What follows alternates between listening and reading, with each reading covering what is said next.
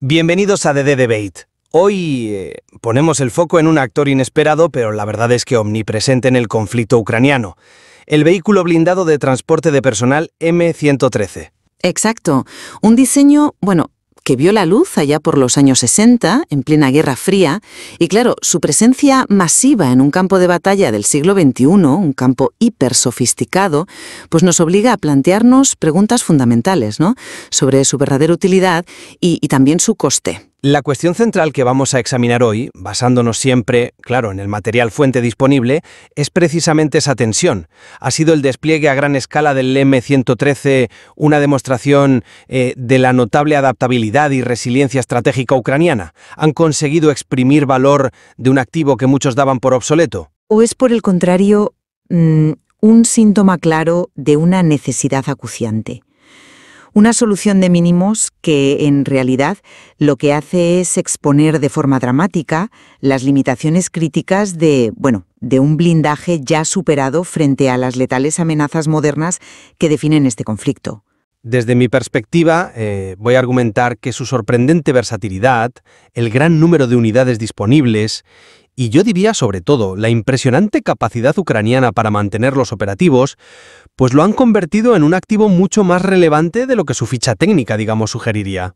Y yo por mi parte sostendré que su vulnerabilidad intrínseca, junto a las circunstancias específicas de este despliegue masivo, subrayan fundamentalmente sus carencias y los riesgos inherentes a su uso, más que validar realmente sus fortalezas en el contexto actual de Ucrania. Mi punto de partida es que el M113, a pesar de sus más de 60 años, posee unas características de diseño fundamentales que explican su longevidad.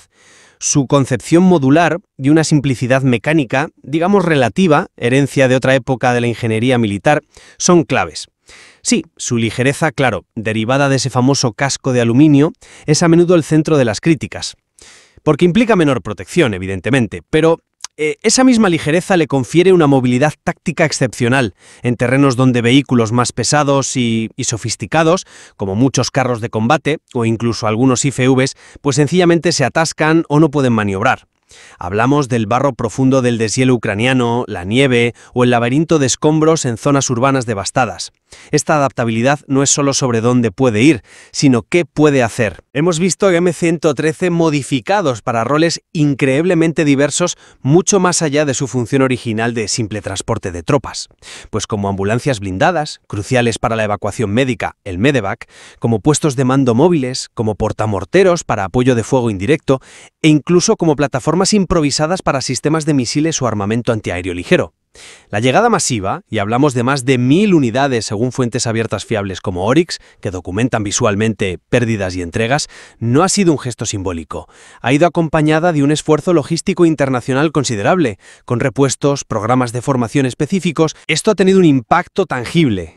Ha llenado un vacío crítico dejado por las pérdidas de material soviético, y ha permitido algo fundamental: liberar a los IFV occidentales más modernos y escasos, pienso en los Bradley, los CV-90, vehículos diseñados no solo para transportar, sino para combatir, para las misiones ofensivas o defensivas más exigentes. Mientras tanto, el M113 asegura la movilidad básica y una protección esencial, porque contra la metralla de artillería, que es la amenaza más ubicua, o las armas ligeras, algo de blindaje es infinitamente mejor que nada. Y la piedra angular de todo esto, insisto, es la asombrosa capacidad ucraniana para repararlos y mantenerlos en funcionamiento, a menudo en condiciones muy, muy precarias. Yo abordo esta cuestión desde una perspectiva, la verdad, radicalmente distinta.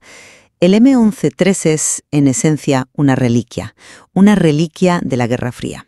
Su blindaje, esa aleación de aluminio 5083, fue diseñado para proteger contra las amenazas de su época: balas de calibre pequeño, metralla de proyectiles de artillería de la era de Vietnam, Entiendo perfectamente el argumento de la movilidad. Es innegable que es ligero, es ágil, pero no podemos, bajo ningún concepto, obviar su extrema vulnerabilidad a la panoplia de armas antitanque que saturan el campo de batalla ucraniano. Hablamos de misiles guiados antitanque, los ATGM, de las omnipresentes granadas propulsadas por cohete, los RPG, de la amenaza creciente de los drones FPV, estos drones pilotados en primera persona, a menudo modificados artesanalmente para llevar cargas explosivas con una precisión tremenda, y por supuesto de las minas, tanto antitanque como antivehículo. Las pérdidas documentadas visualmente por entidades como Oryx, que mencionabas, superan ya las 200 unidades. Y todos los analistas serios coinciden en que esta cifra es solo, digamos, la punta del iceberg, porque no todas las pérdidas se graban o se publican. Y lo más grave es que, por la naturaleza de su blindaje, un impacto directo de muchas de estas armas no resulta en un daño reparable. Suele ser catastrófico, provocando la destrucción total del vehículo y causando bajas terribles entre sus ocupantes. Por eso, su despliegue masivo, aunque numéricamente sea impactante, no me parece fruto de una elección estratégica meditada basada en sus méritos. Es, a mi juicio, una consecuencia directa de la desesperada necesidad de Ucrania ante la escasez crítica de blindados modernos que llegaban, con cuentagotas al principio, y las cuantiosas pérdidas sufridas en su flota heredada de la era soviética, como los BMP o los MTLB. El M113 estaba ahí. Disponible en grandes cantidades, a bajo coste, en los arsenales de países OTAN que los estaban retirando. Era la solución rápida, la disponible. Y esto nos lleva a una situación peligrosa. Se le está pidiendo a este vehículo que opere en un entorno de altísima intensidad, a menudo cerca de la línea de contacto, realizando tareas que exceden con mucho sus capacidades originales de protección. Y eso, nos guste o no, tiene un coste humano elevado. La capacidad logística ucraniana es admirable, sin duda, pero la dependencia constante de la canibalización de piezas de otros vehículos dañados y la fabricación artesanal de componentes para mantenerlos en marcha, a mí me sugiere una cadena de suministro sometida a una tensión brutal y un ritmo de desgaste que a largo plazo es difícilmente sostenible. Su relevancia actual, por tanto, no valida su diseño. Es un síntoma de escasez, una solución de compromiso forzada por las circunstancias. Profundicemos en el punto que yo considero más crítico: la protección. Ese blindaje de aluminio, por mucho que se quiera matizar, es fundamentalmente insuficiente para sobrevivir en la primera línea del frente actual. A ver, ¿cómo se puede justificar tácticamente enviar tropas a zonas de combate en un vehículo que sabemos que puede ser neutralizado con relativa facilidad por un RPG-7, un arma que data de los años 60 pero sigue siendo ubicua, o por un dron FPV de bajo coste? Ya he mencionado las pérdidas confirmadas por Oryx, que superan las 200. Es una cifra alarmante, que probablemente, insisto, subestima la realidad del desgaste. Y el problema no es solo la perforación inicial. Cuando un proyectil penetra ese blindaje relativamente delgado, los efectos secundarios dentro del compartimento de tropas son a menudo letales. La propia estructura de aluminio fragmenta hacia el interior, generando metralla secundaria, el combustible puede incendiarse fácilmente, la munición transportada puede detonar. No me convence el argumento de que su rol específico como taxi de batalla justifica esta exposición al riesgo. ¿De qué sirve la movilidad si te lleva a un lugar donde eres básicamente un blanco fácil? Entiendo perfectamente, de verdad, la gravedad de lo que planteas sobre la protección. Es, sin duda, el talón de Aquiles del M113 frente a amenazas directas y potentes. Nadie discute eso. Pero creo que es crucial contextualizar su uso dentro del ecosistema táctico ucraniano. Su fortaleza no está, y nunca ha estado, en el combate directo contra otros blindados o en resistir impactos de armas antitanque pesadas. No es un IFV, un vehículo de combate de infantería, que sí está diseñado para eso, para luchar junto a la infantería que transporta y ofrecer una protección y potencia de fuego significativamente mayores. El M113 es un APC, un transporte blindado de personal, y su función primordial es diferente: transportar tropas y suministros a través de zonas peligrosas, no necesariamente en el epicentro del combate más intenso. Y en ese rol específico sí ofrece una protección vital contra las amenazas más comunes y persistentes del campo de batalla. La metralla de la artillería y los morteros, que causan un porcentaje enorme de las bajas totales, y el fuego de armas ligeras y ametralladoras. Comparado con moverse en camiones no blindados, furgonetas civiles requisizadas o, peor aún, a pie, la diferencia es abismal. Salva vidas, sin duda alguna. Además, su movilidad, esa capacidad de moverse por barro, nieve o escombros que mencionaba antes, no es un detalle menor. Es lo que permite a las fuerzas ucranianas mantener la fluidez operativa, llevar refuerzos a posiciones avanzadas que de otro modo quedarían aisladas, evacuar heridos, medevac, bajo fuego indirecto, una función crítica, realizar el suministro logístico de última milla en entornos hostiles e incluso proporcionar fuego de supresión con su ametralladora pesada MGOS de 12,7 milímetros para cubrir el desembarco o la retirada de la infantería. Funciona como un habilitador logístico y táctico, un taxi blindado, si quieres llamarlo así, no como un puño acorazado. Admito que contra metralla y armas ligeras ofrece una ventaja sobre un camión, claro. Pero ¿es suficiente esa ventaja cuando el riesgo de encontrarse con algo más potente es tan alto en este conflicto? La línea entre zona peligrosa y zona letal es increíblemente fina y cambiante en Ucrania. Esa movilidad puede convertirse en una trampa si te lleva a un punto donde una TGM o un dron te están esperando. Hablemos entonces de la escala de su despliegue, porque creo que ahí reside otra clave de su impacto. No estamos hablando de unas pocas docenas de vehículos. La llegada confirmada de más de 1000 M113 y sus variantes, procedente de múltiples países aliados, Estados Unidos, Australia, Portugal, España, Italia, bueno, entre otros, y acompañada, como decía, de una infraestructura de apoyo nada despreciable, suministro de repuestos críticos, programas de formación para mecánicos y tripulaciones impartidos por países como Lituania o Estados Unidos, ha representado un auténtico multiplicador de fuerza para Ucrania. No es simplemente chatarra vieja donada, como a veces se dice, es una inyección masiva de capacidad de transporte blindado que ha permitido a Ucrania equipar y mantener operativas numerosas brigadas mecanizadas, realizar rotaciones de tropas en el frente de manera más sostenible y, en definitiva, sostener un esfuerzo defensivo y ofensivo a lo largo de un frente extensísimo. Y repito el punto crucial, esta disponibilidad masiva ha permitido reservar los IBF occidentales más modernos y potentes, pero también mucho más escasos y complejos logísticamente, los Bradley, Marder, CV-90, para las tareas donde su blindaje superior y su potencia de fuego son absolutamente indispensables. Asaltos, contraataques, defensa de puntos clave. Desde mi punto de vista, esto demuestra una gestión estratégica inteligente y pragmática de los recursos disponibles en una situación de necesidad extrema. Es sacar el máximo partido a lo que tienes, vamos. Yo sigo viendo esa masividad bajo una luz diferente. Para mí, es la prueba irrefutable de que fue una solución de emergencia, dictada por la falta acuciante de alternativas viables en momentos críticos. A ver, recordemos la situación inicial y durante largos periodos del conflicto.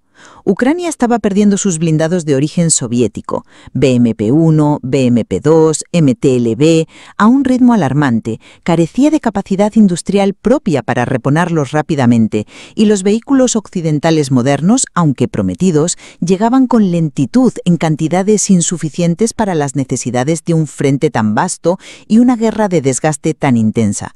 ¿Qué opción quedaba? Pues el M113 estaba ahí, disponible en grandes stocks en los países de la OTAN que estaban modernizando sus fuerzas. Era relativamente fácil de poner a punto, transportar y entregar en grandes números. Se utilizó masivamente porque, bueno, era lo que había, no porque fuera la herramienta óptima para las demandas del campo de batalla ucraniano. Y esta circunstancia, el tener que usarlo porque no hay otra cosa mejor en cantidad suficiente, es lo que fuerza a que el vehículo opere a menudo en escenarios y roles que van mucho más allá de los límites para los que fue diseñado originalmente, especialmente en términos de protección y supervivencia, lo cual nos devuelve, una vez más, al alto coste humano y al riesgo inherente asociado a su empleo intensivo cerca de las zonas de combate más peligrosas. ¿Es un parche? Sí, grande y útil quizá, pero un parche al fin y al cabo. Pero ¿no es la guerra, en gran medida, el arte de gestionar la escasez y aplicar parches de forma inteligente? ¿Hubiera sido preferible dejar a esas brigadas sin ningún tipo de transporte blindado, esperando unos IFV que simplemente tardaban en llegar? Es una pregunta retórica válida, claro, pero que no elimina el coste asociado a ese parche. Y eso me lleva directamente al tema de la logística y el mantenimiento. Precisamente. Y aquí es donde creo que brilla la capacidad ucraniana. Hay que destacar la impresionante red de talleres que han logrado establecer, tanto móviles operando cerca del frente para reparaciones rápidas, como instalaciones fijas más robustas en la retaguardia. Cuentan con personal formado específicamente, a menudo en el extranjero, para trabajar con estos M113. Y aquí, paradójicamente, la antigüedad y relativa simplicidad mecánica del M113, comparada con los sistemas de armas modernos llenos de electrónica compleja y subsistemas delicados, se convierte en una ventaja inesperada. Permite que muchas reparaciones, incluso algunas importantes, puedan realizarse en condiciones de campo, con herramientas relativamente básicas y sí, a veces recurriendo a soluciones improvisadas y a la canibalización. Esta capacidad ucraniana para adaptar, para extraer piezas de vehículos dañados pero no destruidos, y para reconstruir unidades que en otros ejércitos quizás se darían por perdidas, es un testimonio asombroso de ingenio, determinación y resiliencia. Y no podemos olvidar la alta tasa de recuperación de vehículos dañados del campo de batalla. No solo importa cuántos vehículos son impactados, sino cuántos pueden ser reparados y devueltos al combate. En eso, Ucrania ha demostrado ser muy eficaz. Veo perfectamente por qué destacas esa resiliencia. Es innegable y admirable, de verdad. Pero yo la interpreto también como una señal de alarma. Esa dependencia tan generalizada de la canibalización, desmontar unos vehículos para mantener otros funcionando, y de las reparaciones improvisadas, aunque sea una muestra de ingenio bajo presión, también evidencia la precariedad de la cadena de suministro formal de repuestos y el altísimo ritmo de desgaste al que están sometidos estos vehículos. Sugiere que los repuestos enviados por los aliados o bien no llegan en la cantidad suficiente o no con la rapidez necesaria para cubrir las necesidades de un uso tan intensivo, o simplemente que el ritmo de daños y averías supera cualquier capacidad logística estándar. Además, esta improvisación constante introduce serias incógnitas sobre la fiabilidad y la seguridad a largo plazo de los vehículos reparados. ¿Resistirá esa plancha de blindaje soldada artesanalmente un segundo impacto o la tensión estructural del uso continuado? Las pérdidas y averías no se deben únicamente al fuego enemigo directo. El uso intensivo en terrenos muy exigentes, el mal estado general de las rutas secundarias, la fatiga del material por décadas de servicio previo en otros ejércitos y la posible falta de un mantenimiento preventivo riguroso debido a la presión operativa constante también causan desgastes y fallos catastróficos. Es una lucha constante, una carrera sin fin contra el deterioro y la obsolescencia de un vehículo que en muchos casos lleva 6 décadas acumulando fatiga. ¿Es sostenible este modelo a largo plazo en una guerra que no parece tener fin? Me cuesta creerlo. Llegamos así al balance final. Desde mi perspectiva, la conclusión es agridulce. Sí, el M113 ha servido indudablemente para tapar agujeros, para mantener cierta capacidad de movimiento blindado donde, de otro modo, quizás no habría habido nada. Ha permitido seguir luchando. Pero su uso masivo, impuesto por la necesidad, implica un sacrificio significativo y una exposición constante de las tropas a un nivel de riesgo mucho mayor del que enfrentarían en blindados diseñados específicamente para el entorno de combate actual. Su relevancia es, en gran medida, forzada por las circunstancias, por la escasez de alternativas mejores y más seguras. Se ha convertido en una especie de héroe a regañadientes, un vehículo que cumple funciones vitales pero pagando un precio muy alto en términos de vulnerabilidad y, lamentablemente, en vidas humanas y material perdido. Su presencia masiva es un testimonio de la necesidad imperiosa, pero también funciona como una advertencia constante sobre los peligros inherentes a emplear material obsoleto en un conflicto de altísima intensidad contra un adversario tecnológicamente avanzado y bien equipado. Yo veo ese balance con otros ojos, la verdad. Considero que el MM-113 ha sido un elemento fundamental para la flexibilidad táctica de las Fuerzas Armadas de Ucrania.